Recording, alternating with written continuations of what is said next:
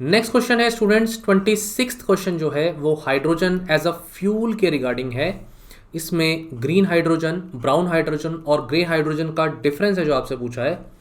तो green hydrogen एक तरीके का hydrogen extraction fuel as a fuel इस तरीके से होगा कि वो इलेक्ट्रोलिसिस ऑफ द वाटर नाम की टेक्नोलॉजी से होगा। तो इलेक्ट्रोलिसिस में क्या होता है, बेसिकली हम वाटर के जो एलिमेंट्स हैं उनको अलग कर देते हैं, हाइड्रोजन अलग हो जाता है, ऑक्सीजन गैस अलग निकल जाती है। तो ये हाइड्रोजन और ऑक्सीजन को अलग करने का जो प्रोसेस है, इलेक्ट्रोलिसिस प्रोसेस, उसे बोला जा रहा है green hydrogen technology. Brown hydrogen में हाइड्रोजन एक्सट्रैक्ट किया जा रहा है from the coal. Grey hydrogen में ये बोला जाता है कि जो हाइड्रोजन एक्सट्रैक्ट हो रहा है वो नेचुरल गैस से हो रहा है। तो देखिए स्टूडेंट्स, ये तीनों ही स्टेटमेंट सही हैं और इसका जो आंसर है 1 2 3 all of them are correct. तो ग्रीन हाइड्रोजन मैंने यहाँ पे डिस्क्रिप्शन दे दिया है कि एक तरीके से इस तरीके की टेक्नोलॉजी है जहाँ जनरेशन ऑफ द हाइड्रोजन हो रहा है, universally light and highly reactive fuel as a fuel use कर रहे हैं हम, और केमिकल प्रोसेस इलेक्ट्रोलाइसिस यहाँ पर यूज़ हो रहा है। अब ये सारी बातें तो मैंने आपको बता दी, लेकिन एक ब्लू हाइड्रोजन नाम से भी है। उसमें क्या होता है, बेसिकली इसमें हम फॉसिल फ्यूल को ही यूज़ करते हैं एज अ सोर्स, लेकिन ब्लू हाइड्रोजन और आपसे ग्रे हाइड्रोजन में अगर कंपैरिजन करके पूछा गया कि कौन सा बेटर है, तो इसमें आंसर होगा स्टूडेंट्स कि blue hydrogen is much better than grey hydrogen. Why? The reason is कि जो बाई प्रोडक्ट्स हैं जैसे CO2 या कार्बन मोनोऑक्साइड, जैसे बाई प्रोडक्ट्स ब्लू हाइड्रोजन में क्या होता है, इसे हम वापस से इन प्रोडक्ट्स को कैप्चर और स्टोर कर लेते हैं, इसलिए हम इसको कह सकते हैं कि ये बेटर है देन ग्रे हाइड्रोजन। ठीक है, अगला क्वेश्चन स्टूडेंट्स क्वेश्चन 27 है व्योम मित्र के रिस्पेक्ट में कि क्या ये एक रोबोटिक स्पेस ट्रेवलर है, हाफ ह्यूमनॉइड फिगर है। तो मैं बता देता हूँ, it is basically feminine half humanoid figure, और इस पे यही चीज़ यहाँ पे बोली गई है कि ये फेमिनिन अपीयरेंस होगी इसकी, तो रोबोट की। Answer is yes. ये मिशन गगनयान मिशन जो इंडिया का है उसमें ये रोबोट साथ में जाएगा एस्ट्रोनॉट्स के, ये बात भी सही है। तो क्या ये नासा ने क्रिएट किया है? Answer is not the NASA but the ISRO. ठीक है, तो ये नासा ने क्रिएट नहीं किया है, सेकेंड स्टेटमेंट इज रॉन्ग। तीसरा है ये ऑब्वियसली बहुत सारे काम करेगा कि भाई जो अलर्ट्स इशू करने हैं या और भी जो स्विचेस वगैरह कंट्रोल करने हैं, एस्ट्रोनॉट्स की हेल्प करनी है। Yes, third statement is fine. So 1 and 3 are correct. तो answer to the question is A. अब इसमें DRDO ने इसको डेवलप किया है, ये वाली बात मैंने आपको बता दी है, और ये ह्यूमनॉइड रोबोट है। ठीक है स्टूडेंट्स, अगला question 28th question laser interferometer gravitational wave observatory project के रिस्पेक्ट में है। लीगो प्रोजेक्ट इसको हम बोलते हैं। स्टूडेंट्स, इसको मैंने बहुत अच्छे से पढ़ाया है, आपको साइंस एंड टेक्नोलॉजी के मैराथन में ये वीडियो आपको मिल जाएगा। स्पेस टेक्नोलॉजी टॉपिक के अंडर मैंने इसको पढ़ाया है। अब यहाँ पे तो डिटेल में डिस्कस नहीं करेंगे, बट दिस इज ट्रू कि ये ग्रेविटेशनल वेव्स को ऑब्जर्व करने के लिए है। तो ये पहला स्टेटमेंट सही है। 3 ग्रेविटेशनल वेव डिटेक्टर्स होते हैं इसमें, लीगो एक्सपेरिमेंट में मैंने आपको बताया हुआ है ये, तो ये स्टेटमेंट भी सही है। यहाँ पर तीसरा स्टेटमेंट ये कहता है कि लॉज ऑफ मोशन जो थ्योरी है आइजैक न्यूटन की, उस पर ये डेवलप किया गया है, जो कि ये स्टेटमेंट गलत हो जाता है। तो थर्ड स्टेटमेंट गलत होते ही वैसे ही आपका आंसर आ गया। इसमें आंसर आपका है C option, that is 1 and 2 are correct. Actually में ये आइजैक न्यूटन की नहीं, एल्बर्ट आइंस्टाइन की थ्योरी ऑफ जनरल रिलेटिविटी पर डिपेंडेंट है। तो ये इसलिए तीसरा स्टेटमेंट यहाँ पर इनकरेक्ट है।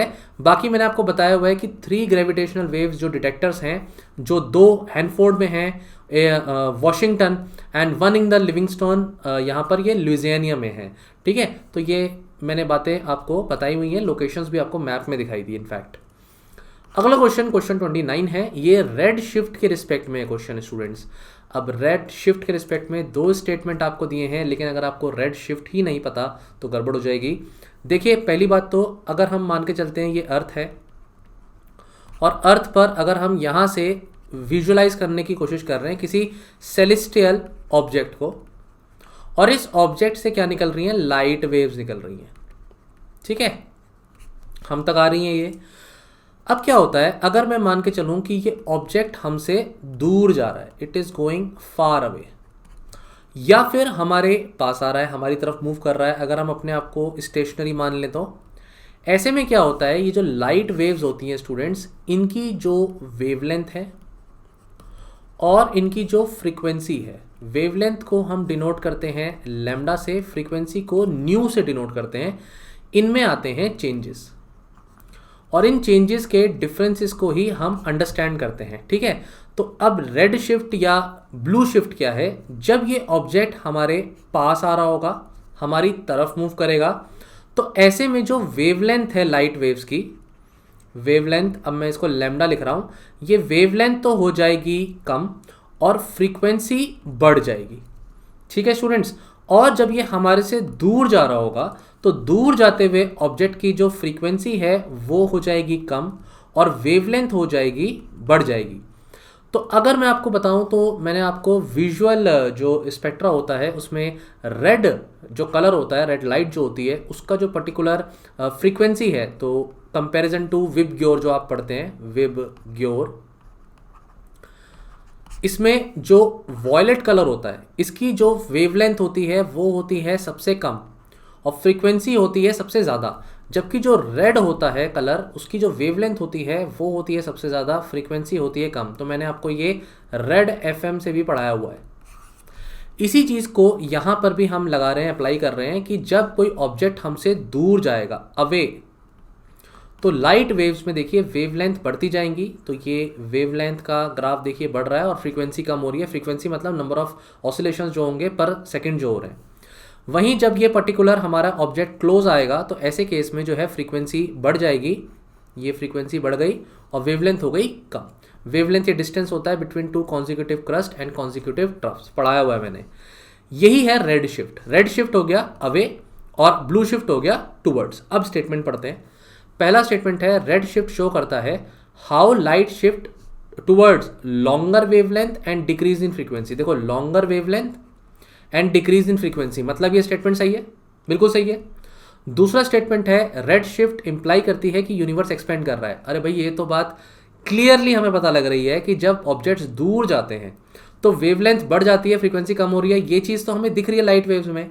अब क्योंकि ये ऑब्जर्वेशन हमें दिख रहे हैं, इससे हमें पता लगता है कि यस, रेड शिफ्ट अगर है तो यूनिवर्स एक्सपेंड कर रहा है, क्योंकि ऑब्जेक्ट्स एक दूसरे से दूर जाते जा रहे हैं।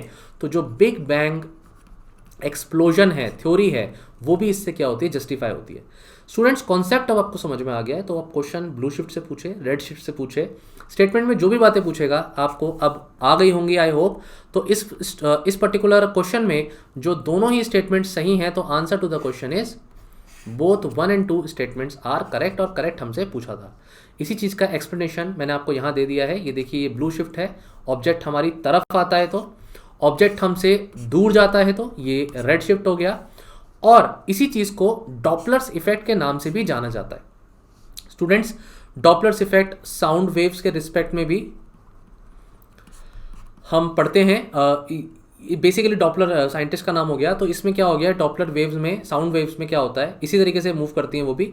जब एक पर्टिकुलर, मैं इसको समझाया तो एग्जांपल के साथ, अगर स्टेशन है और स्टेशन पे आप खड़े हैं, तो अगर ट्रेन आपकी तरफ मूव कर रही है और अगर ट्रेन स्टेशन से निकल करके आपसे दूर जा रही है, तो ऐसे में जो साउंड वेव्स आपको सुनाई देती हैं, एकदम से बढ़ती जाती है आवाज़ और एकदम से कम होती जाती है, ये भी डॉपलर्स इफेक्ट ही है। उसी चीज़ को यहाँ पर बताया गया है। ठीक है, ये सेम चीज़ है जो मैंने यहाँ पे बता दी, यूनिवर्स एक्सपेंड कर रहा है, बिग बैंग थ्योरी जो है यहाँ पर प्रूफ हो जाती है। तो ये क्वेश्चन का आंसर क्या है, दोनों ही स्टेटमेंट सही हैं। क्वेश्चन नंबर 30, सिंगुलैरिटी और इवेंट होराइजन जो ब्लैक होल के रिस्पेक्ट में टर्म्स हैं, उनके रिस्पेक्ट में क्वेश्चन है। ब्लैक होल, अगेन मैंने आपको स्पेस टेक्नोलॉजी में बहुत अच्छे से डिटेल में पढ़ाया है, इसको अच्छे देख लीजिएगा वीडियो को। सिंगुलैरिटी वो लोकेशन है जहाँ centre of the black hole है और ह्यूज मास कंसंट्रेटेड है। क्या ये स्टेटमेंट सही है? जी बिल्कुल सही है। इवेंट होराइजन वो एक बाउंड्री है जो डिफाइन करती है ऐसा रीजन ऑफ स्पेस जिसमें around the black hole from which nothing can escape, यहाँ से कुछ भी चीज़ एस्केप नहीं कर सकती।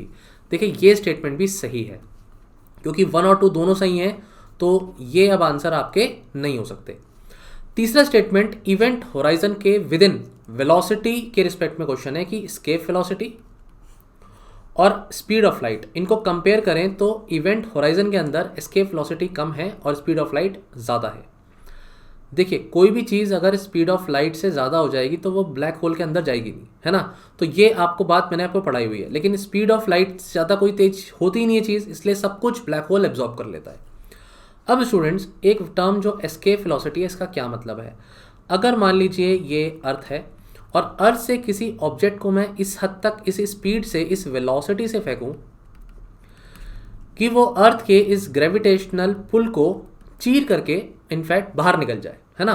तो ग्रेविटेशनल पुल का इम्पैक्ट ही नहीं रहे और वो ऑर्बिट में चली जाए और ऑर्बिट करती रहे। ऐसे में एस्केप वेलोसिटी जो है अर्थ के रिस्पेक्ट में 11.2 किलोमीटर पर सेकेंड है। Speed of light is basically 3 × 10⁸ metre per second, ठीक है। लेकिन हम बात कर रहे हैं ब्लैक होल की। स्टूडेंट्स, जो इवेंट होराइजन होता है, बेसिकली इस इवेंट होराइजन में जो एस्केप वेलोसिटी होती है वो कम नहीं होती, वो ज़्यादा होती है, एक्सीड कर जाती है स्पीड ऑफ लाइट से। So escape velocity speed of light जिसे हम c से भी डिनोट करते हैं, स्मॉल c, उससे ज़्यादा होती है इवेंट होराइजन में। क्योंकि वो ज़्यादा है स्पीड ऑफ लाइट से, इसीलिए वो ऑब्जेक्ट टोटली ट्रैप्ड हो जाता है उस इवेंट होराइजन के अंदर, फॉल कर जाता है और कभी बाहर नहीं निकल पाता। जबकि outside the event horizon escape velocity कम होती है स्पीड ऑफ लाइट से, ठीक है। तो थर्ड स्टेटमेंट जो है हम देख सकते हैं यहाँ पर इन्होंने लेस लिखा है, ये मोर आना चाहिए, इसलिए ये स्टेटमेंट गलत है। थर्ड स्टेटमेंट भी गलत हो जाता है, इसलिए हमारा answer to the question is A. Okay, बाकी ये सिंगुलैरिटी एंड इवेंट होराइजन की डेफिनेशंस हैं, as you know this. Event horizon is point of no return, पढ़ाया हुआ है मैंने आपको ब्लैक होल में। अगला क्वेश्चन नंबर 31, साइक क्या है, इस वर्ड का मतलब क्या है। तो बहुत सिंपल सा आंसर है, इस वर्ड का मतलब है एस्टेरॉइड। एस्टेरॉइड से रिलेटेड, एस्टेरॉइड से रिस्पेक्ट में ये टर्म है। इनफैक्ट साइक नाम का मिशन भी है नासा का। तो एस्टेरॉइड्स कहाँ मूव करते हैं, ये मेटालिक एस्टेरॉइड्स, ये एस्टेरॉइड बेल्ट में रहते हैं। एस्टेरॉइड बेल्ट मार्स और जुपिटर के बीच में है। तो अपने आप में ये क्या है, ये एक यूनिक मेटालिक एस्टेरॉइड है। साइक मिशन जो है नासा का, उसमें कोशिश है कि हम क्या करेंगे, हम इस एस्टेरॉइड को ऑब्वियसली इस तक जाएंगे, इसको एक्सप्लोर करेंगे, सैंपल लेंगे। इनफैक्ट सबसे एक और भी यूनिक बात है इस एस्टेरॉइड की कि ये निकेल आयरन कोर जो है, जब हम इसको रिसर्च करेंगे, इसको स्टडी करेंगे, तो निकेल आयरन कोर जो हमारी अर्थ का भी है, उसके बारे में भी हम बहुत सारी बातें अंडरस्टैंड कर पाएंगे और हम अपने सोलर सिस्टम के बिल्डिंग कंपोनेंट्स को समझ पाएंगे, ठीक है। तो यही मिशन है इसका, सिंपल क्वेश्चन था। क्वेश्चन 32 है, इसरो के जो इन्फ्लेटेबल एरोडायनेमिक डीएक्सेलेटर है IAD, उसके एप्लीकेशंस के ऊपर। अब ये क्या है, ये आई होप आपने करंट अफेयर्स में पढ़ा है। बेसिकली इसके एप्लीकेशंस में जो भी हम रॉकेट्स भेजते हैं, उनकी जो डिफरेंट स्टेजेस हैं, यूटिलाइज हो गई, तो यूटिलाइज होने के बाद उन्हें रिकवर करना और उन्हें ये रीयूज़ करना, ये चीज़ ये हमें बताता है डीएक्सेलरेटर। इसका एप्लीकेशन है डेफिनेटली। लैंडिंग पेलोड्स, मार्स और वीनस पे हम जाकर लैंडिंग करते हैं, तो वहाँ भी ये अपना रोल प्ले करेगा। और तीसरा, space habitat for human space flight missions के लिए भी ये रोल प्ले करेगा। तो एक्चुअली में इसमें तीनों ही आंसर्स करेक्ट हैं। डन। तो ये इन्फ्लेटेबल एरोडायनेमिक डीएक्सेलरेटर जो है, ये डिज़ाइन एंड डेवलप किया है by Vikram Sarabhai space centre. First point, successful test flight इसकी देखी गई थी रोहिणी 300 मैक 2 साउंडिंग रॉकेट से, Thumba equatorial rocket launching station से। Done. First time IAD is a design specifically, किस लिए डिज़ाइन करा गया है, ताकि स्पेंट जो स्टेज रिकवरीज हैं उसके रिस्पेक्ट में हम अपनी स्टडी को देख सके। और ऑब्जेक्टिव जो है इसके, जो जितने भी ऑब्जेक्टिव्स थे सब सक्सेसफुल थे। तो इसके जो पोटेंशियल एप्लीकेशंस हैं, यहीं से मैंने इस पर क्वेश्चन बनाया है स्टूडेंट्स, और इस तरीके के क्वेश्चन यूपीएससी जनरली पूछता है। अगला क्वेश्चन 33 है, गॉड पार्टिकल के बारे में, हिग्स बोसॉन। देखिए इस तरीके के जो पार्टिकल्स होते हैं, इन पर क्वेश्चन बनने के चांसेस पूरे होते हैं। आप पढ़ के जाइए, जो भी फंडामेंटल पार्टिकल्स हैं इनके बारे में पढ़ के जाइए। मैं आपको जल्दी से हिग्स बोसॉन के बारे में बता देता हूँ और इसको गॉड पार्टिकल क्यों कहते हैं जल्दी से बताता हूँ। देखिए स्टार्टिंग से अगर हम देखें तो एक बिग बैंग, एक बड़ा एक्सप्लोजन होता है। एक्सप्लोजन करीबन 13.75 बिलियन ईयर्स अगो होता है, और जब इतनी तेज एक्सप्लोजन होगा तो जो भी पार्टिकल्स हैं यूनिवर्स के, वो स्पीड ऑफ लाइट से बहुत तेज़ी से मूव कर रहे हैं। उनके पास कोई मास नहीं है और स्पीड ऑफ लाइट से सभी पार्टिकल्स मूव कर रहे हैं। लेकिन एक इनविजिबल एनर्जी फील्ड क्रिएट होता है जिसे हिग्स फील्ड कह रहे हैं। ये जो नाम हिग्स आया है ये एक साइंटिस्ट के नाम पर आया है, पीटर हिग्स। ये जो पर्टिकुलर फील्ड होता है, इस फील्ड की वजह से जो भी पार्टिकल्स मूव कर रहे हैं इस हिग्स फील्ड में, वो धीरे धीरे अपना मास गेन करते हैं और स्पीड ऑफ लाइट के कंपैरिजन में स्लो डाउन करते जाते हैं। जैसे जैसे जो पार्टिकल अपना मास गेन करता है वो उस हिसाब से इंटरेक्ट करता है इस हिग्स फील्ड के साथ। न्यूट्रिनोज हैं, न्यूट्रॉन्स हैं, प्रोटॉन्स हैं, इलेक्ट्रॉन्स हैं, वो अपने अपने तरीके से इस हिग्स फील्ड के साथ इंटरेक्ट करते हैं। अगर इस तरीके से हिग्स फील्ड होता ही नहीं और ये पार्टिकल्स होते ही नहीं तो बाकी पार्टिकल्स अपना मास अटेन नहीं करते। अगर वो मास अटेन नहीं करते तो कोई ग्रेविटी ही नहीं होती, इनफैक्ट ये बोला जाता है कोई लाइफ ही नहीं होती। तो ये जो हिग्स बोसॉन पार्टिकल्स होते हैं ये गॉड पार्टिकल माने जाते हैं, क्योंकि अपने आप में ये फंडामेंटल पार्टिकल्स हैं जिसकी वजह से बाकी पार्टिकल्स को मास मिला। ठीक है, अब इसका नाम किसने ढूंढा था? सत्येंद्र नाथ बोस जी ने, पहले साइंटिस्ट, और दूसरे पीटर हिग्स। इसलिए इन साइंटिस्ट ने क्योंकि स्टडी करी इन पार्टिकल्स पर, तो इन पार्टिकल्स का नाम उन साइंटिस्ट के नाम पर ही रख दिया गया। बहुत सिंपल तरीके से मैंने इन शब्दों को इन सिंपल शब्दों में इस टॉपिक को आपको पढ़ा दिया है, लेकिन टेक्निकलिटीज इसमें बहुत हैं। लेकिन लाइफ को सिंपल रखिए स्टूडेंट्स। 2 स्टेटमेंट हैं। पहला statement, Higgs particle God particle इसलिए हैं क्योंकि ये मास प्रोवाइड कर पाते हैं अदर पार्टिकल्स को। सही है स्टेटमेंट। हिग्स फील्ड जो है इनविजिबल फील्ड है और इसमें हिग्स पार्टिकल होते हैं, ये भी स्टेटमेंट सही है। दोनों ही स्टेटमेंट्स यहाँ पर सही है। ठीक है, ये क्वेश्चन तो स्टूडेंट्स हिग्स बोसॉन पार्टिकल्स पर है, लेकिन मैं आपको फिर भी एडवाइस करूंगा ये जो फंडामेंटल पार्टिकल्स की क्लासिफिकेशन है इसको आप पढ़ के जाइए। फेमियॉन्स क्या होते हैं, लेप्टॉन्स क्या होते हैं, हेड्रॉन्स क्या होते हैं, क्वार्क्स क्या होते हैं, ये आपको थोड़ा थोड़ा पता होना चाहिए। क्वेश्चन नंबर 34 आपका RFID टेक्नोलॉजी पर है। RFID टेक्नोलॉजी में 3 स्टेटमेंट आपको दिए हैं। तो सबसे पहले तो RFID टेक्नोलॉजी होता क्या है? Radio frequency identification technology. इसमें एक रीडर होता है, एक टैग होता है और आपके पास कंप्यूटर सिस्टम होगा। कंप्यूटर सिस्टम में जैसे डाटा स्टोर है और जो टैग है इसकी यूनिक आईडी है। अब ये जो है स्टोर्ड होगी ऑब्वियसली सिस्टम में। जब ये रीडर आएगा और इस टैग को रीड करेगा तो जो भी ट्रांजैक्शन है या जो भी एक कम्युनिकेशन है वो रीडर जो है सिस्टम को बताएगा और सिस्टम में चीज़ें फीड हो जाएंगी। ठीक है, तो ये RFID टेक्नोलॉजी जो होती है इसमें ये पहला स्टेटमेंट कहता है कि ये सिर्फ रीड की जा सकती है जब टैग और रीडर लाइन ऑफ साइट में हो। बिल्कुल, तो ऐसा नहीं है, हमेशा ऐसा नहीं है। एक्टिव और पैसिव 2 तरीके के RFID टेक्निक्स हैं यहाँ पर। मैं आपको सिंपल बता देता हूँ एक लाइन में कि अगर हम कोई ऐसा एंटीना यूज़ कर लें और इस एंटीना से वायरलेस कनेक्शन क्रिएट हो जाए RFID रीडर और एंटीना के बीच में, तो अगर नियर बाय प्रॉक्सिमिटी में इस एंटीना में RFID टैग जो है रीडर है, रीडर ये एंटीना से जो भी सिग्नल्स आएंगे अगर वो टैग को रीड कर लेता है तो ज़रूरी नहीं है directly in line of the site होने की ज़रूरत हो। तो information transmission between RFID tag and antenna, और वो फिर कम्युनिकेट हो जाएगी वायरलेस तरीके से रीडर तक, और रीडर फिर सिस्टम में डाल देगा इन्फॉर्मेशन जो ट्रांजेक्शन है। तो ये हमेशा ज़रूरी नहीं है। बाकी 2 स्टेटमेंट में ये कहता है कि डाटा कलेक्शन में RFID टेक्नोलॉजी यूज होती है। बिल्कुल सही है। Multiple RFID tags simultaneously RFID reader use कर सकता है, रीड कर सकता है। बिल्कुल सही बात है भाई। तो यहाँ पर 2nd एंड 3rd स्टेटमेंट्स क्या है? सही है। पहला स्टेटमेंट सही नहीं है। Answer to the question is B. Next question है 35th क्वेश्चन लीगो के ऊपर। मैंने अभी ऑलरेडी आपको इस टॉपिक के बारे में बता दिया है, इस पर क्वेश्चन ऑलरेडी आ गया है। तो ये जो क्वेश्चन है ये मैं मानता हूँ इजी क्वेश्चन है, क्योंकि डायरेक्टली आपसे पूछ रहा है कि लीगो जो है ऑब्जर्वेटरी है टू डिटेक्ट ग्रेविटेशनल वेव्स, मतलब मोस्ट कॉमन थिंग। अच्छा, ग्रेविटेशनल वेव्स पे क्या है? यूपीएससी क्वेश्चन ऑलरेडी पूछ चुका है, जहां ब्लैक होल्स के मर्जर पर क्वेश्चन था कि कौन सी वेव्स निकलेंगी, तो वो ग्रेविटेशनल वेव्स थी, तब क्वेश्चन ये था। अब क्वेश्चन इस तरीके से बन जाएगा। तो खैर पहला स्टेटमेंट तो सही है, ईजी है। लिगो इंडिया जो प्रोजेक्ट है अगेन वो भी वर्ल्ड वाइड नेटवर्क है कि ग्रेविटेशनल वेव्स को डिटेक्ट किया जा सके।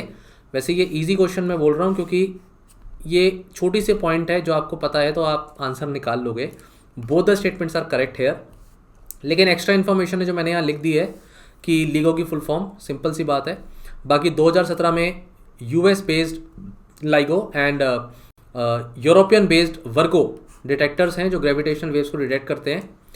एंड सेकेंड स्टेटमेंट, जब लिगो इंडिया की बात करते हैं तो इसमें पूरी कोशिश हो रही है इंडिया अपना भी एक जो है ग्रेविटेशनल वेव ऑब्जर्वेटरी जो है बनाए और फिर वो कम्युनिकेट करे बाकी जो डिटेक्टर्स हैं।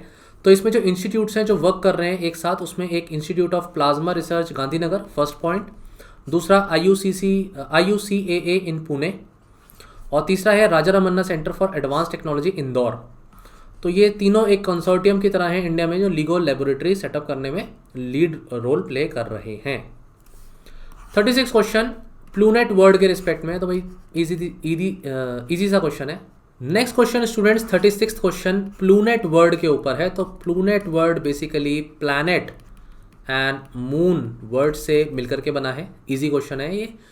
आंसर क्या है? सिंपल, ये बेस्ट वर्ड किसके लिए है? ये सेलेस्टियल बॉडी के लिए है प्लूनेट वर्ड। ठीक है। क्वेश्चन 37 है चंद्रयान 3 मिशन के ऊपर। 4 स्टेटमेंट्स इनफैक्ट हमें दिए हुए हैं। तो देखिए स्टूडेंट, चंद्रयान जो 3 मिशन है उसमें ऑर्बिटर नहीं है। चंद्रयान 2 मिशन हम बोलते हैं कि वो पार्शियली सक्सेसफुल था। वो इसलिए था क्योंकि ऑर्बिटर सक्सेसफुली चला गया था अपनी पोजीशन पर, हम सॉफ्ट लैंडिंग नहीं कर पाए थे। तो चंद्रयान 2 मिशन सॉफ्ट लैंडिंग की वजह से फेल हुआ था, जो पार्शियली हम सक्सेसफुल और अनसक्सेसफुल बोलते हैं। तो लैंडर और रोवर हम भेजेंगे अब चंद्रयान 3 मिशन के थ्रू। इसमें ऑर्बिटर नहीं होगा। तो तीसरा स्टेटमेंट क्या है? गलत है। थर्ड स्टेटमेंट गलत होते ही ऑप्शन सी एंड डी हमारे गलत हो जाते हैं। मैं आपसे यही एडवाइस करूंगा कि एग्जाम में भी पूरी कोशिश करना कि ऑप्शंस एलिमिनेट कैसे करो। ऑप्शन को एलिमिनेट करने की जब सोचोगे तो आप आंसर तक क्लोज पहुंच जाओगे। आंसर खोजोगे तो गड़बड़ हो सकती है। ठीक है, ये एलिमिनेशन टेक्निक सब लोग जानते हैं, लेकिन अप्लाई करना ही इनफैक्ट जो है मुश्किल होता है। GSLV मैक 3 इसमें यूज होगा चंद्रयान 3 में। ये स्टेटमेंट्स बिल्कुल सही है। Second is right. तो इन दोनों में से आंसर है, वैसे भी पता ही लग रहा है। 2 स्टेटमेंट इज राइट। क्या ये जॉइंट मिशन इंडिया और जापान का है? तो देखिए ये स्टेटमेंट गलत है। फोर्थ स्टेटमेंट क्या हो गया यहाँ पर? रॉन्ग हो गया।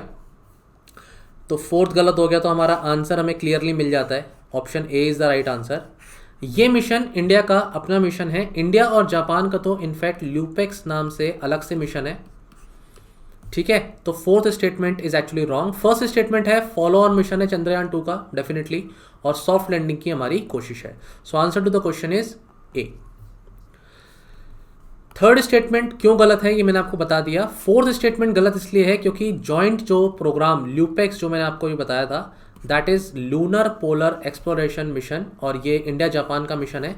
2024-25 में हम कोशिश कर रहे हैं इस मिशन की। Question number 38 students dark energy और डार्क मैटर पे है। बहुत डिटेल में बहुत अच्छे से पढ़ाया है मैंने इसको स्पेस टेक्नोलॉजी के पार्ट 3 में, और आप इसको रेफर करिए वीडियो को और ध्यान से देखिएगा इस वीडियो को। बाकी अभी तो जो स्टेटमेंट मुझे सामने दिख रहे हैं इस क्वेश्चन की फॉर्म में, ये बहुत ही इजी क्वेश्चन है एक्चुअली, कि क्या इसमें कोई क्या ये अननोन मैटर है, अननोन एनर्जी है, जिसे हम डार्क और मैटर और डार्क एनर्जी कह रहे हैं। बिल्कुल सही स्टेटमेंट है। Dark matter does not have any charge, charge कोई होता नहीं है, बिल्कुल सही स्टेटमेंट है। तो दोनों ही स्टेटमेंट्स सही हैं। तो आंसर इस क्वेश्चन का है सी। बाकी थोड़ी सी बातें मैं आपको अभी बता देता हूँ कि ये अननोन मैटर और अननोन एनर्जी तो है ही।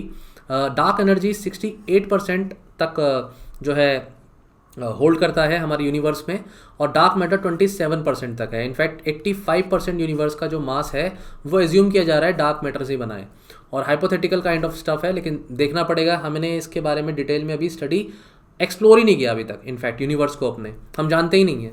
ठीक है, बाकी डार्क मैटर जो है अपने आप में एक अट्रैक्टिंग फोर्स है जो कॉस्मोस को, पूरे यूनिवर्स को टाई अप करके है बैठी हुई है एकदम। ये किसी भी तरीके से it can interact with gravity definitely, लेकिन ये कोई चीज़ रिफ्लेक्ट नहीं करती, एब्जॉर्ब भी नहीं करती, एमिट भी नहीं करती कोई लाइट। तो इसलिए हम इसको क्या बोलते हैं? डार्क बोलते हैं। डन। क्वेश्चन 39 NORAD, नॉरेड करके जो वर्ड है उसके रेफरेंस में 2 स्टेटमेंट दिए हैं और आपसे पूछा सही स्टेटमेंट क्या है। सबसे पहले तो ये होता ही क्या है ये समझ लेते हैं। इसकी फुल फॉर्म है north American aerospace defence command, ठीक है। और ये ट्रैक करता है स्पेस में डेब्रिस को। ये यूएस और कनाडा का जॉइंट प्रोजेक्ट है और इससे मिली इंफॉर्मेशन ही इंडिया के इसरो को मिलती है रिगार्डिंग स्पेस डेब्रिस। तो अब स्टेटमेंट में पहला स्टेटमेंट है कि ये मॉनिटर करेगा सैटेलाइट्स को और ये स्टोर करेगा डाटा जो स्पेस डेब्रिस का है, बिल्कुल सही है। इसरो डिपेंडेंट है इसके डाटा पर, ये बिल्कुल सही है। तो दोनों स्टेटमेंट यहाँ पे सही है, करेक्ट पूछा है हमसे। Answer to the question is C. लेकिन इंडिया पूरी कोशिश कर रहा है कि वो अपना भी इस तरीके का एक सिस्टम बनाए जिसमें वो स्पेस डेब्रिस को मॉनिटर कर सके। क्वेश्चन नंबर 40 है क्वांटम की डिस्ट्रीब्यूशन टेक्नोलॉजी से रिलेटेड स्टूडेंट्स। देखिए क्वांटम की डिस्ट्रीब्यूशन टेक्नोलॉजी जो है वो आप ऐसे समझ लीजिए कि यहाँ इस जगह से अगर इस जगह मुझे कम्युनिकेट करना है तो मैं क्वांटम मैकेनिक्स के फंडे को, सिस्टम को, बेसिक फिजिक्स जो होती है क्वांटम फिजिक्स, उसको यूज़ करूँगा। इसमें फोटॉन्स को यूज़ किया जाएगा कम्युनिकेशन करने के लिए। इस जगह से जब इस जगह तक कोई सीक्रेट मैसेज भेजा जाएगा तो हमारी इच्छा ये है कि कोई उस मैसेज को बीच में पढ़ ना ले। हम नहीं चाहते कि उस मैसेज को कोई सुन ले क्योंकि बहुत सीक्रेट मैसेज है। अगर कोई बीच में उस मैसेज में सुनने की कोशिश करता है या बीच में उसमें सिग्नल को ट्रैक करने की कोशिश करता है तो ये फोटॉन्स अपने जो पोजीशंस हैं वो चेंज कर लेते हैं। इसकी वजह से सिग्नलिंग में चेंज होगा तो पता चल जाएगा कि ईव्स ड्रॉपिंग हो रही है। तो ये बहुत ही सिक्योर वे ऑफ कम्युनिकेशन है। अब स्टेटमेंट्स पढ़ते हैं। Quantum key distribution relies on the principle of super conductivity. देखिए इसमें सुपर कंडक्टिविटी नहीं है, क्वांटम मैकेनिक्स है। तो ये क्वांटम मैकेनिक्स के ऊपर ये पूरा सिस्टम है। तो पहला स्टेटमेंट आपका गलत हो जाता है। दूसरा स्टेटमेंट है स्टूडेंट्स, दूसरा स्टेटमेंट कहता है कि एबिलिटी है कि डिटेक्ट करा जा सके कि कोई ईव्स ड्रॉपिंग तो नहीं हो रही। डेफिनेटली ये हम कोई चोरी कर रहा है, कोई इंट्रूजन कर रहा है, ईव्स ड्रॉपिंग कर रहा है तो हम इसे पकड़ लेंगे। Second statement is right.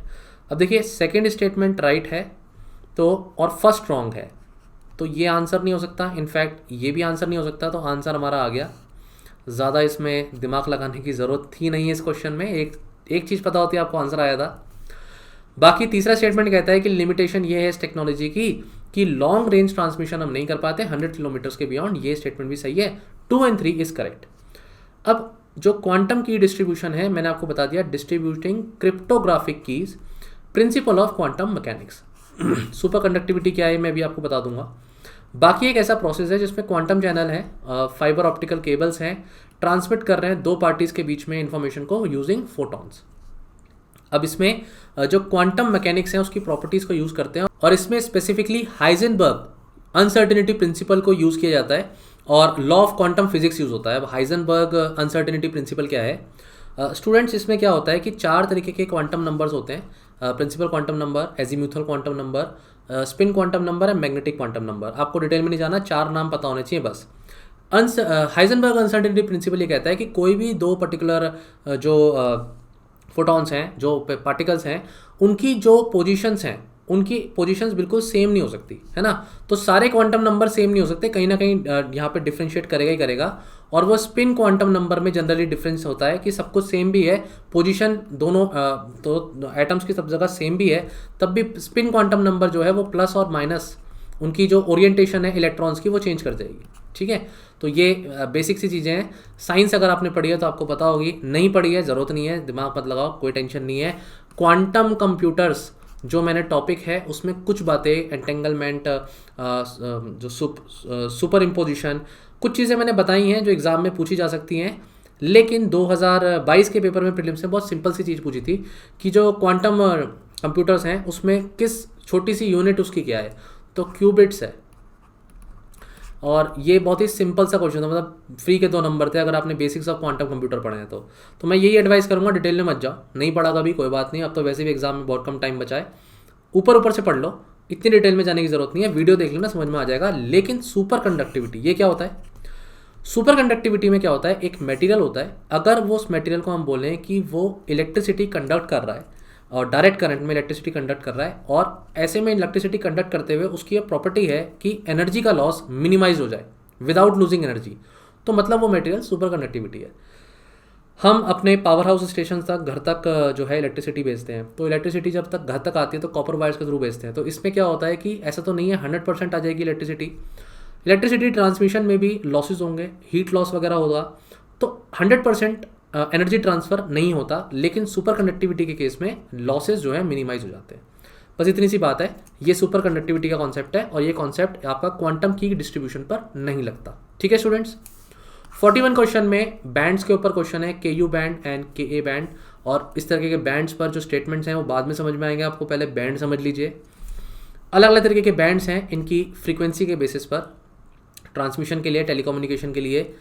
ये जो बैंड्स हैं आप देखिए कि 5 मैं जो आपको पढ़ाऊँगा यहाँ पर एक तो के यू, के ए और एक सी बैंड बताऊँगा, ठीक है, क्योंकि क्वेश्चन भी उससे रिलेटेड है, बाकी तो क्वेश्चन कहीं से भी आ सकता है।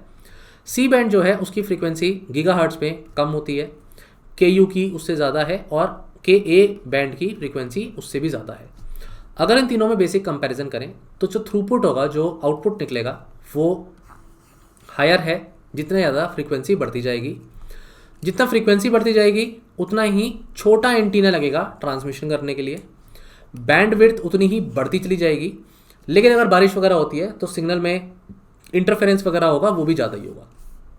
अब जो पर्टिकुलर के यू बैंड है, के यू बैंड देखिए आपको यहाँ बीच में दिख रहा है, इसकी 12 से 18 गीगाहर्ट्ज़ तक फ्रीक्वेंसी है, हायर फ्रीक्वेंसी है के यू बैंड की, और ये यूज़ करते हैं consumer direct to home, utilise किया जाता है डायरेक्टली घर में, टेली एजुकेशन के लिए एप्लीकेशंस हैं उसकी। और when lower antenna diameters are required then the C band, इसमें क्या है कि सी बैंड के कंपैरिजन में जो एंटीना का साइज होगा वो थोड़ा छोटा होगा, ये हमें यहाँ पे भी दिख रहा है इस जगह। देन आप देखिए स्टेटमेंट्स क्या पूछे हैं, पहले क्वेश्चन देख लेते हैं आप। स्टेटमेंट में पहला स्टेटमेंट है के यू बैंड टिपिकली यूज़ करता है two way consumer broadband network, लेकिन एक्चुअली में ऐसा नहीं है। जो के ए बैंड होता है ये 40 गीगाहर्ट्ज़ तक है और ये यूटिलाइज किया जाता है for two way consumer internet and military network के लिए, ठीक है। इस वजह से पहला स्टेटमेंट गलत है। और जो दूसरा स्टेटमेंट है वो है के ए बैंड यूज़ किया जाता है डाटा एंड वॉइस कम्युनिकेशन के लिए, क्योंकि लोअर फ्रीक्वेंसी है। एक्चुअली में लोअर फ्रीक्वेंसी तो सी बैंड की है 4 से 8 गीगाहर्ट्ज़, ये आपने यहाँ पे देख ली है, लोअर फ्रीक्वेंसी है ना, 4 से 5-6 गीगाहर्ट्ज़ तक। तो ऐसे में ये वॉइस और डाटा कम्युनिकेशन के लिए सी बैंड यूज़ किया जाता है, because lower power and larger ground antenna are needed. और जो ट्रांसमिशन होगा लार्ज जोग्राफिक एरियाज तक भेजा जा सकता है। तो जब फ्रीक्वेंसी कम होती है, और इसका मतलब हो गया वेवलेंथ ज़्यादा होगी, और वेवलेंथ ज़्यादा होगी मतलब ट्रफ्स और क्रस्ट के बीच का जो डिस्टेंस है वो ज़्यादा होगा, तो लंबा तक दूरी तक आप क्या कर सकते हैं, सिग्नल को भेज सकते हैं। तो इसीलिए कह रहे हैं लार्जर जोग्राफिकल एरिया कवर कर सकते हैं, तो वो सी बैंड है। डन। तो इसमें स्टेटमेंट में देखा जाए तो करेक्ट पूछा था हमसे, दोनों ही स्टेटमेंट गलत हैं, तो answer to the question is D. ठीक है स्टूडेंट्स, बाकी आप पढ़ लीजिएगा, इन्फॉर्मेशन मैंने लिख दी है। Next question non fungible tokens के रिस्पेक्ट में है। क्वेश्चन पहले भी पूछा जा चुका है पिछले साल, मैं इसको दोबारा रिपीट ही करा रहा हूँ। 4 स्टेटमेंट्स यहाँ पर दे रखे हैं कि क्या ये medium of investment for various investors use हो सकता है, क्या ये true ownership of the digital art की बात करता है, पायरेसी को, फ्रॉड को इंडस्ट्री में रोक सकता है, और मेडिकल रिकॉर्ड्स, क्लिनिकल डाटा को स्टोर कर सकता है। देखिए ये सब कुछ कर सकता है, बिल्कुल सही है, all of the above is correct answer. तो नॉन फंजिबल टोकन्स क्या है, यूनिक डिजिटल आइटम्स को ब्लॉकचेन पर हमने स्टोर कर लिया और बिल्कुल उसी तरीके से रन किया जैसे क्रिप्टो करेंसीज रन करती हैं। पहला पॉइंट। अब कोई डिजिटल आइटम क्या है, इमेज है, वीडियो है, म्यूजिक है, किसी भी तरीके का कोई आर्टिकल है, उस आर्टिकल को फिर हम क्या कर सकते हैं, can be converted into non fungible tokens और उसे मोनेटाइज किया जा सकता है। लेकिन अपने आप में NFTs नॉन फंजिबल टोकन्स क्या अपने आप में डिजिटल आर्ट हैं? नहीं, ये अपने आप में कोई डिजिटल आर्ट नहीं है, अपने आप में कोई ये एक क्रिप्टो करेंसी नहीं है। ये तो सिर्फ किसी पर्टिकुलर इमेज को, डाटा को या किसी वीडियो को स्टोर कर सकता है और उसे सर्टिफाई करता है कि ये ऑथेंटिक है। जब इसे ऑथेंटिसिटी बता दी जाएगी किसी भी पर्टिकुलर प्रोडक्ट की, तो उसको फिर हम यूज़ करेंगे ब्लॉकचेन टेक्नोलॉजी में, और क्योंकि ऑथेंटिसिटी होगी तो फ्रॉड वगैरह भी नहीं होगा। बस इतना सा गेम है, यही क्वेश्चन था, पिछले साल पूछा था, और यही चीज़ें, रिलेटेड चीज़ें मैंने आपको इस क्वेश्चन में भी प्रैक्टिस करवा दी है। Next question students, 43rd question है न्यूक्लियर मैग्नेटिक रेजोनेंस एनएमआर के ऊपर। एनएमआर एक ऐसी एनालिटिकल केमिस्ट्री की टेक्निक है जिसमें स्ट्रॉन्ग मैग्नेटिक फील्ड्स को यूज़ करते हैं, रेडियो वेव्स को यूज़ करते हैं, ताकि हम किसी भी प्रोडक्ट का, किसी कंपाउंड का, मैटर का मॉलिक्यूलर लेवल पर स्ट्रक्चर और उसका कंटेंट को स्टडी कर सकें। क्या ये स्टेटमेंट सही है? बिल्कुल सही है। ऐसे में किसी भी सैंपल की प्योरिटी डिटरमाइन की जा सकती है क्या? उसका मॉलिक्यूलर स्ट्रक्चर को देख करके, कार्बन हाइड्रोजन एटम्स की स्टडी कर करके बिल्कुल करी जा सकती है। सेकंड स्टेटमेंट भी सही है। दोनों स्टेटमेंट सही हैं, तो ये दोनों आंसर हो सकते हैं। बी और सी गलत हो गया।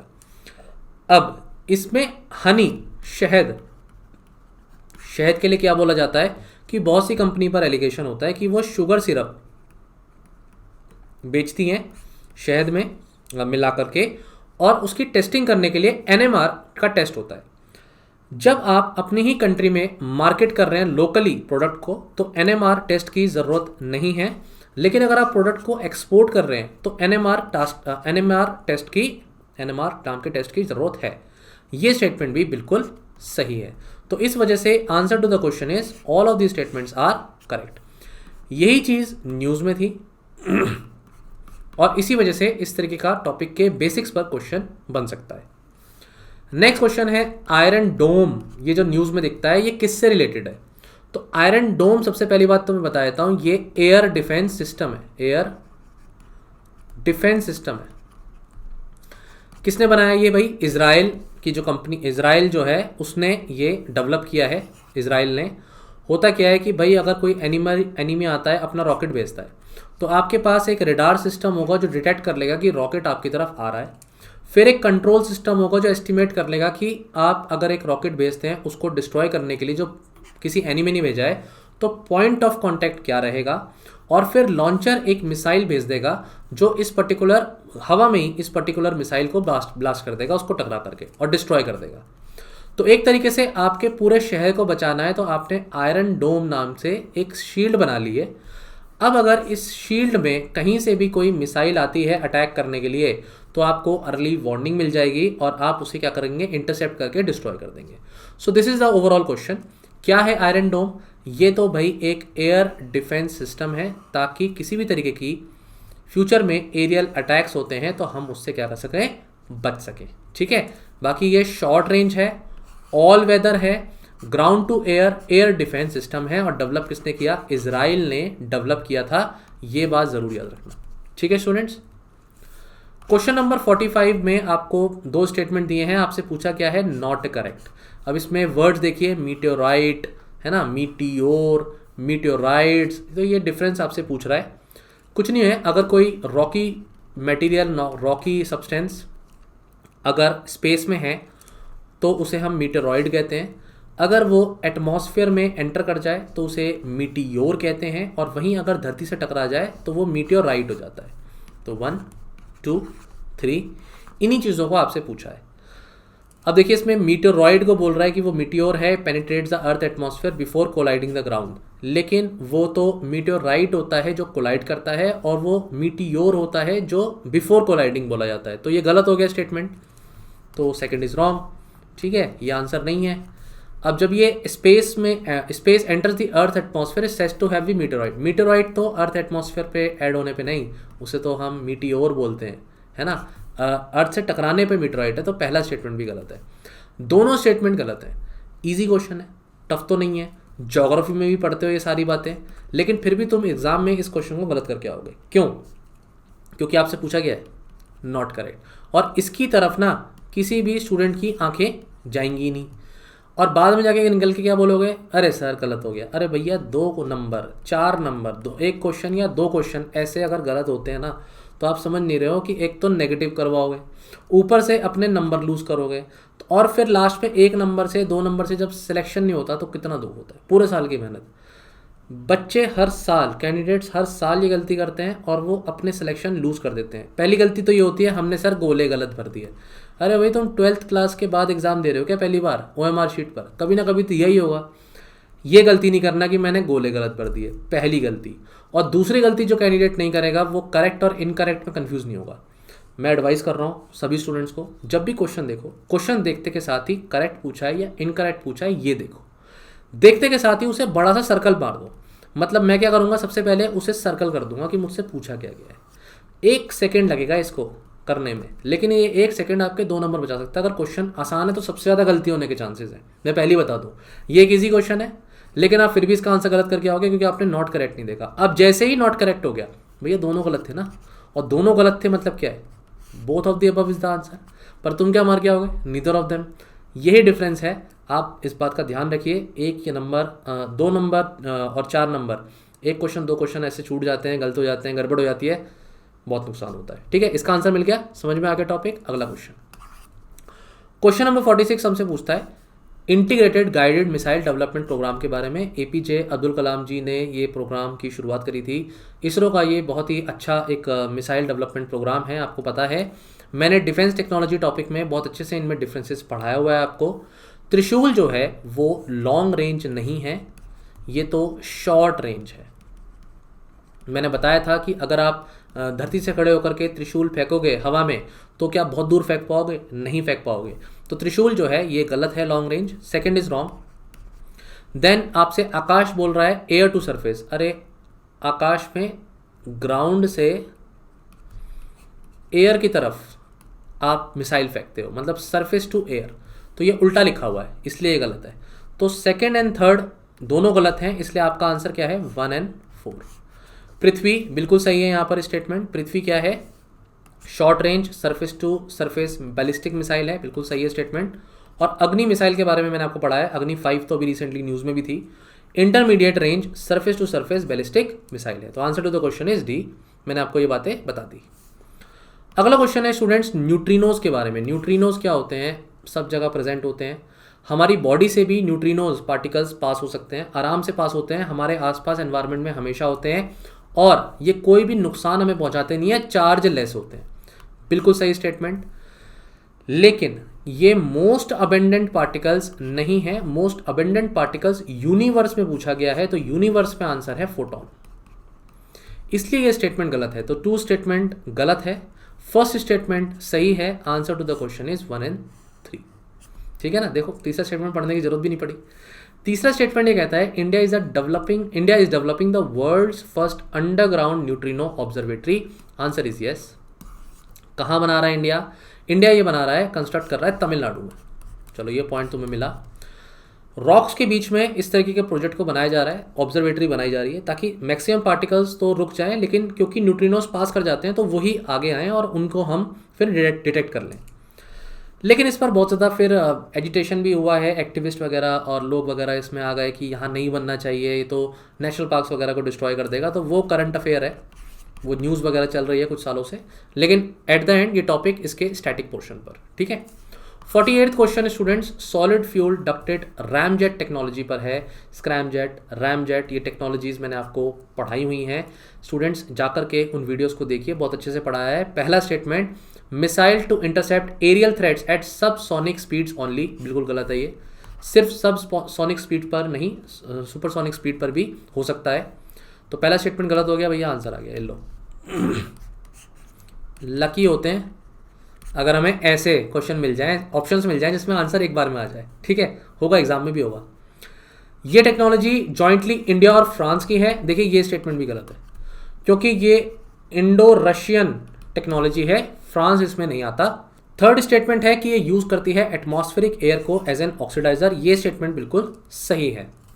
तो ये प्रोपल्शन जो SFDR है, ये बेस्ड प्रोपल्शन है जो एनेबल करता है मिसाइल को कि वो इंटरसेप्ट करे एरियल थ्रेट्स को at very long ranges and at supersonic speeds. ठीक है, बाकी ये इंडो रशियन R&D प्रोजेक्ट है।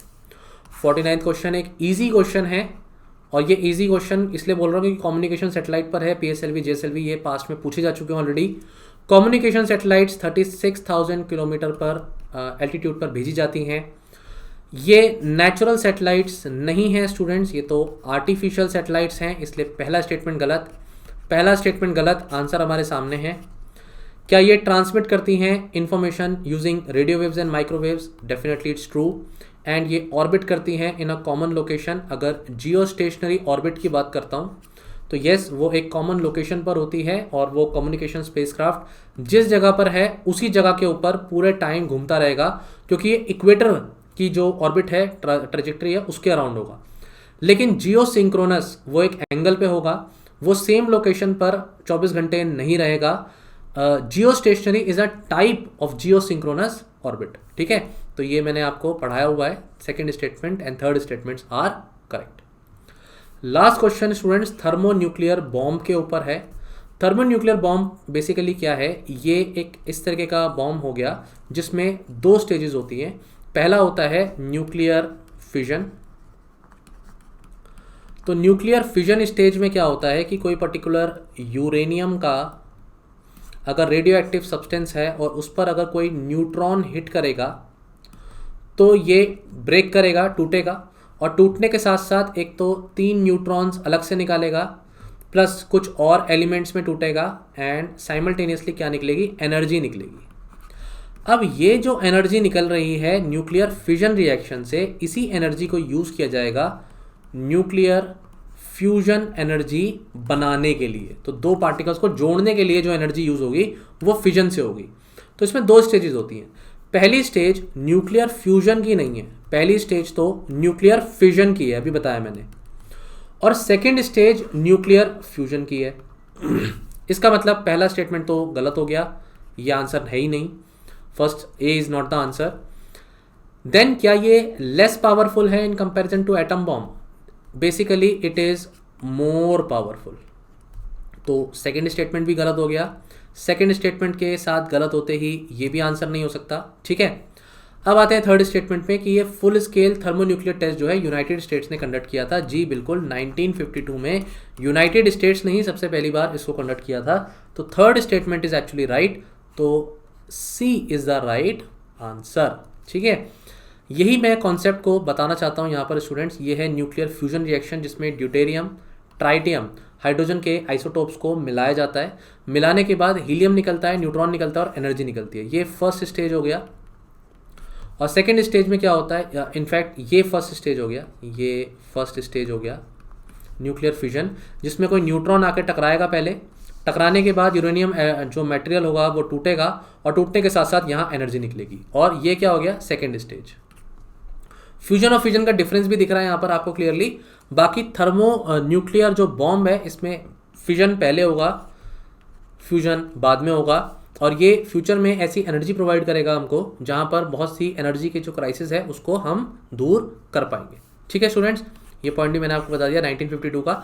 बाकी बहुत सारी इन्फॉर्मेशन है जो मैंने यहाँ पे आपको लिख दी है, बता भी दिया है शॉर्ट में। आई होप ये क्वेश्चन पेपर आपको अच्छे से समझ में आ गया है स्टूडेंट्स। यहाँ पर हम एंड करते हैं अपने इस पेपर को। साइंस एंड टेक्नोलॉजी के रिस्पेक्ट में सिद्धार्थ सर आपके साथ है। कम से कम इस सब्जेक्ट में आपको परेशान नहीं होना है। वीडियोस मैराथन वीडियोस हो या बाकी वीडियोस हो, मैंने बना दिए आपके लिए, और इस पेपर से भी बहुत सी इन्फॉर्मेशन आपको मिल गई होगी स्टूडेंट्स।